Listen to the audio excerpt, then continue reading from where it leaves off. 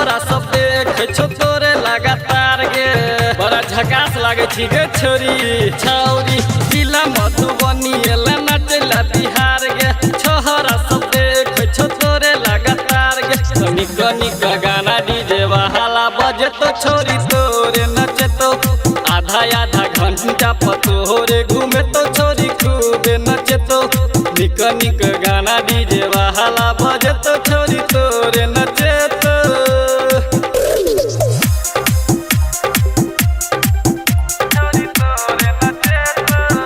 गरिमा recording studio Mumbai. नाच लगे छोरी तू कमर हिला के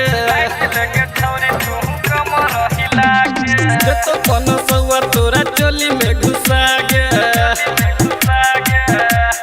छोरिया नाच लगे छोरी तू कमर हिला के तो पन सौआ तोरा चोली में घुसा गे मोबाइल से अपना वीडियो बने तो छोरी खूबे नचे तो आधा आधा घंटा पतोरे घूमे तो छोरी खूबे नचे तो निक निक गाना डीजे वाला बजे तो छोरी तोरे नचे तो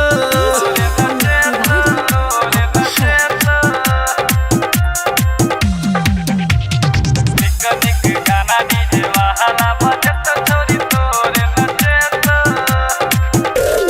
देखे में छोरी लागे छटाना टन गे